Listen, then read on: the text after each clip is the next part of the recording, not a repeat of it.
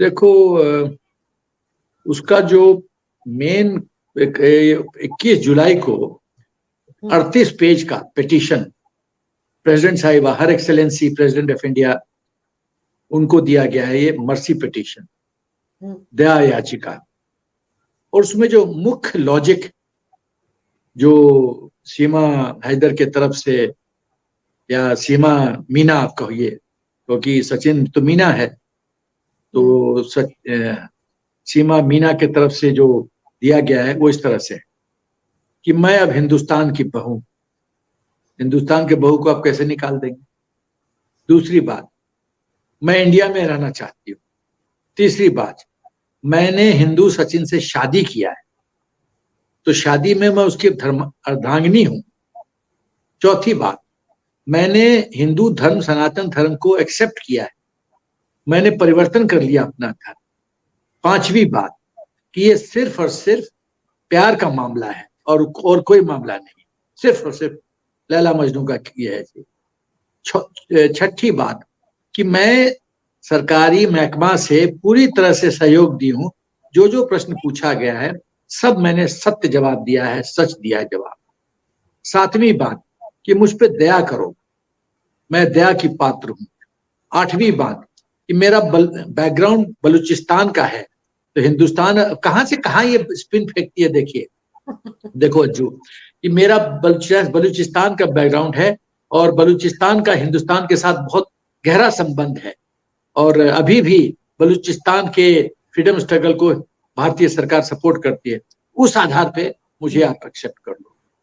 उसके बाद ये कहती है कि यदि कुछ पाकिस्तान अफगानी फीमेल्स यहाँ रह सकते हैं तो मैं क्यों नहीं रह सकती। फिर कहती है कि जब 95,000 श्रीलंकन रिफ्यूजीज, जब मैंने वैसे जाफना में मैं रहा हूँ, 88-90 में मैं जाफना में था, तो मैं तो IPKF में, इंडियन पीस कीपिंग फोर्स का मैं मेंबर रहा हूँ।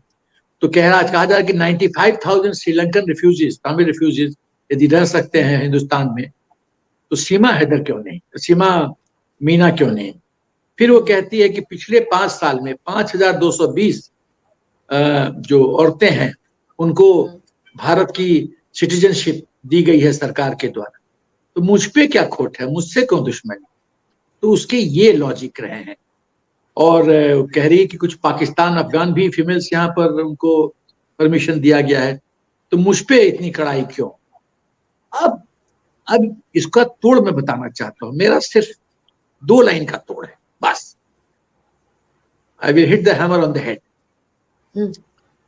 सिंपल एक प्रश्न पूछता हूं, फिर मैं अपना आर्गुमेंट देता हूं। अंजू, मान लो कि फॉर एक सेकेंड, मान लो कि मैं पाकिस्तानी सीमा हूं, मैं हूं औरत, मान लो, और मैं तुम्हारे घर आता हूं, कहता अंजू मेरे घर में रख लो, परमानेंटली रख लो, तुम रखोगी? रखोगी? नहीं रखोगी। तो जब कोई भी व्यक्ति जो समझदार है वो अपने घर में एक विदेशी औरत को रखने के लिए तैयार नहीं है, तो भारत माता तो हमारी बहुत बहुत बड़ा घर है हमारा, इस छोटे घर में हम उसको जगह नहीं दे रहे हैं, इतने बड़े महाद्वीप में हम क्यों उसको जगह दें, क्यों जगह दें, पहली बात। दूसरी बात कि कोई भी चीज को आदमी करता तब है जब नीड फैक्टर होता है, उसकी जरूरत होती है। तो यदि तुम्हारे पेट में दर्द नहीं है तो तुम क्या पेट की दर्द की गोली खाओगी? नहीं खाओगी, क्योंकि जरूरत नहीं है। तो मैं जानना चाहता हूं, जो लोग कह रहे हैं कि इसको रखा जाए, मैं तो देखो, मैं तो राष्ट्र हित में सोचूंगा और कि मेरा राष्ट्र का भला कैसे होगा। मैं जानना चाहता हूं उन लोगों से, सीमा हैदर के रहने से हिंदुस्तान का क्या फायदा है, बताया जाए। सिंपल 1 लाइन क्वेश्चन, क्या तुम सीमा को अपने घर में रखने के लिए तैयार हो? दूसरा, सीमा के रहने से हिंदुस्तान का क्या फायदा है? यदि फायदा कुछ नहीं है तो मैं क्यों काम करूंगी, क्यों करूं?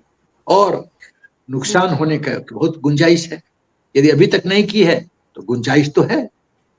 यदि स्लीपर सेल 3 महीने के बाद जब शांति हो जाती है और स्लीपर सेल्स इसके कांटेक्ट में आते हैं और इसको भजाना शुरू कर देते हैं, दबाव डालते हैं, हमने तो तुम्हें फंडिंग किया था, 2020 में सचिन ने तुम्हारे साथ क्या क्या किया हमको सब पता है, ब्लैकमेल करना शुरू करेगी, तब क्या कर लीजिएगा। एक इशरत जहां, वो मोदी जी की महाकाल की कृपा है कि वो बच गए।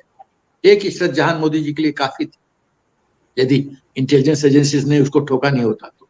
एक धानु राजीव गांधी के लिए बहुत भारी पड़ी, एक बेंत सिंह इंदिरा जी के लिए बहुत भारी पड़ी।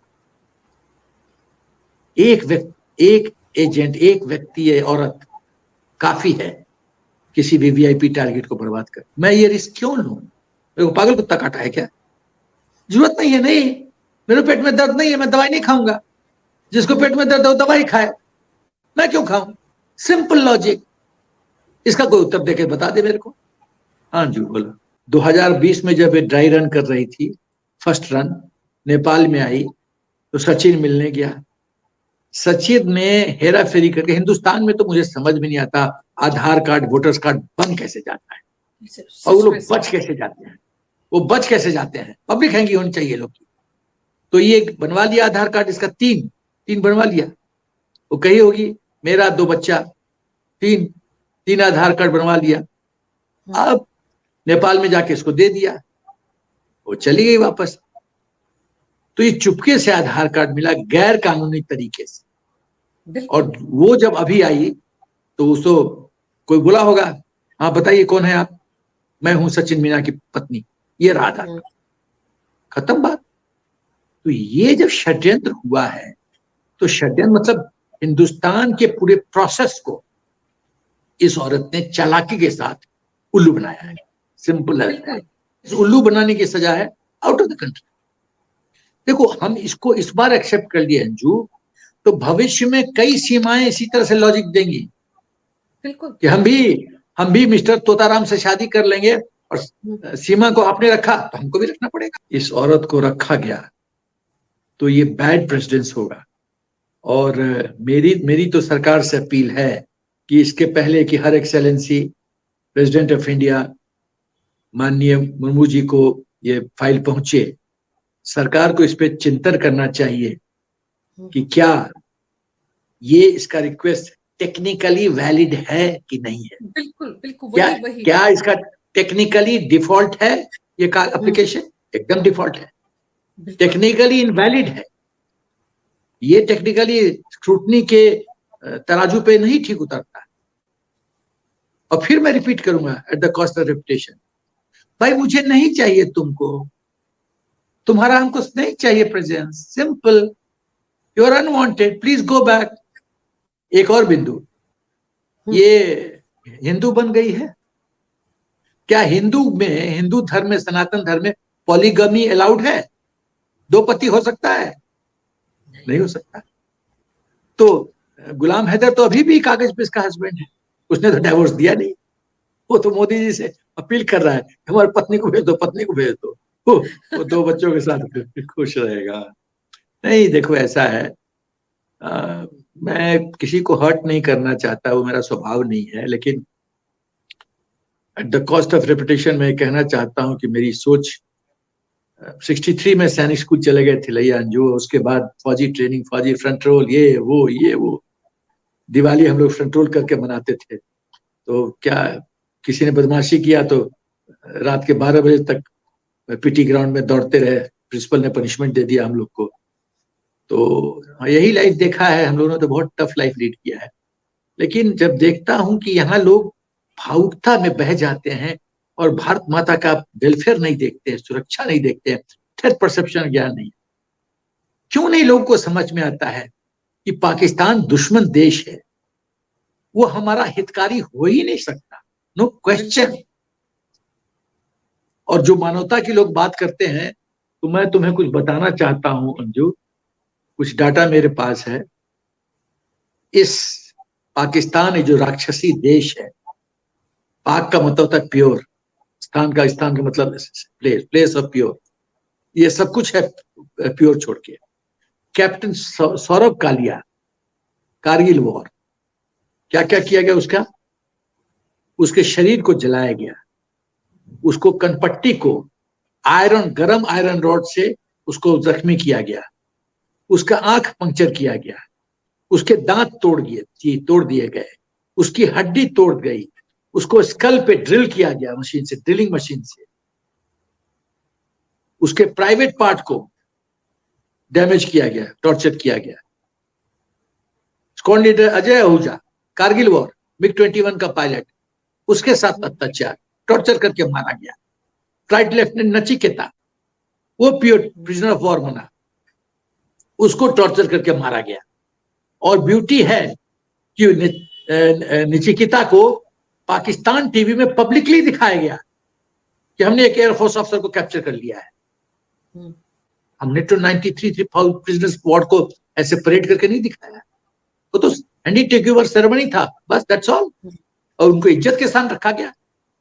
मेरा सेंटर जबलपुर में है, मैं जानता हूं कि विजेंता ब्लॉक में नियाजी को रखा गया था और बटर चिकन भी मिलता था उसको, जो मांगता था मिलता था। हाँ, टोटल सिक्योरिटी गार्ड था वो, हम लोग का ऑफिसर्स क्वार्टर था, ऑफिसर्स मेस के हमारे बगल में विजेता ब्लॉक, उसमें रखा गया था। पूरा विजेता वो ब्लॉक वकेट कर दिया गया था हम लोग का। हम लोग तो यहाँ एकदम मानवता के नाम पे हिंदुस्तान तो फेमस है, ये लोग का क्या है। उसके बाद 71 वॉर में wing commander HS Gill, major AK Suri, captain Kaura, major AK Ghosh, flight lieutenant BV Thambi, 65 war के 83 हमारे फौजी मिसिंग हैं। पाकिस्तान के बैट ने, बॉर्डर एक्शन टीम ने, लांस नायक हेमराज, लांस नायक सुधाकर सिंह, नायब सुधार परमजीत सिंह 22 सिख रेजिमेंट के, और BSP head constable Prem Sagar, torture करके मारा, टॉर्चर करके। तो जिस देश ने इतना तबाही हम पर किया है, उस देश की औरत को हम रखेंगे यहाँ पे? ये क्या बकवास हो रहा है इस देश में। सीमा से मुझे अंजू इंडिविजुअली घृणा नहीं है, individually I don't hate her, लेकिन वो दुश्मन देश की औरत है। मेरी समस्या ये है, मैं दुश्मन देश पर क्यों अपने मेहरबानी दिखाऊं? क्यों? हमारे 700 हिंदू जो मजनू के टीला पे रह रहे हैं 5 सालों से, क्या हमने उनको सिटीजनशिप अभी तक दिया? नहीं दिया, बिल्कुल नहीं। और CAA क्या बहुत अच्छा कानून माननीय प्रधानमंत्री जी मोदी लाए थे, और उस पर लोग कुंडली मार के बैठ गए। 25,000 राजस्थान में 25,000 पाकिस्तान से आए हिंदू अभी तक सिटीजनशिप के लिए हुक्म का इंतजार कर रहे हैं, 25,000। और 800 लोग फ्रस्ट्रेट होके, निराश होके पाकिस्तान लौट गए कि जब यहाँ कुछ मिलेगा ही नहीं तो वहीं जाके मौत का इंतजार करते हैं। सब हिंदू हैं। नया मुल्ला बनी है, प्याज 4 बार प्याज खा के बताएगी बकवास, तुलसी माता को ये करना, फिर लक्ष्मी देवी की पूजा करना, नौटंकी। मैं ये पूछना चाहता हूं कि हिंदुस्तान में 2 बातें कहना चाहता हूं। मुसलमानों के लिए तो 57 देश है, वहां ये लोग क्यों नहीं जाता? हिंदुस्तान क्यों? ये बांग्लादेशी रोहिंग्या हिंदुस्तान क्यों आते हैं? चीन क्यों नहीं जाते? पाकिस्तान क्यों नहीं जाते? मलेशिया क्यों नहीं जाते? इंडोनेशिया क्यों नहीं जाते? हिंदुस्तान क्यों? मेरा प्रश्न ये है। मेरा प्रश्न है कि सीमा को इश्क सचिन से क्यों, मीना से क्यों हुआ? 57 देश के मुसलमानों बच्चों से क्यों नहीं हुआ? पाकिस्तान में हैदर से दुखी थी तो पाकिस्तान में नौजवानों से क्यों नहीं हुआ? हिंदुस्तान के मुसलमानों से क्यों नहीं हुआ? इस प्रश्न का क्या उत्तर है? किसी के पास जवाब है तो बताए। ये सब नौटंकी है। हिंदुस्तान ही एक जगह है जो हिंदू का एक बचा है जगह, और नेपाल। और विश्व में बताइए कहाँ है हिंदू का जगह? तो सब कुछ यहाँ लूट लेंगे लोग तो हम तो बेघर हो जाएंगे, बेघर हो जाएंगे। हम कहाँ जाएंगे? तो हम यदि सुरक्षित नहीं किए हिंदुस्तान को तो हिंदू कहाँ जाएंगे? इन कुछ हमारे हिंदू बेवकूफों को भावना में बह जाते हैं और समझ में नहीं आता है, बकवास करते हैं। फिर वसुदेव कुटुंबकम और सब नौटंकी से बकवास शुरू कर देते हैं। क्या का वसुदेव कुटुंबकम? वसुदेव कुटुंबकम तब था जब सब कुछ सही था। पूरा विश्व यदि परिवार है तो चाइना को भी परिवार बना लो, पाकिस्तान को भी परिवार बना लो, टर्की को भी बना लो, मलेशिया को भी बना लो, जो पूरा विश्व ही परिवार है, वो तो आपको परिवार नहीं समझते, आप समझते हो खामखा। हर एक व्यवस्था का परिवर्तन का फेज होता है जी। Change is law of nature. परिवर्तन प्रकृति का नियम है। हमें अब हमारी सोच समय के अनुसार बदलनी पड़ेगी राष्ट्र हित में। अल्लाहू टीवी की वीडियोस देखने के लिए हमारे चैनल को सब्सक्राइब करें और बेल आइकन पर क्लिक करें ताकि आप हमारी आने वाली हर नई वीडियो से बाखबर रह सकें। अल्लाहू टीवी पाकिस्तानियों का अवामी चैनल है। हम सिर्फ अपनी नहीं सुनाते, आपकी भी सुनते हैं। किसी भी खबर पर तबसरा करने के लिए हमारे व्हाट्सएप नंबर पर अपना पैगाम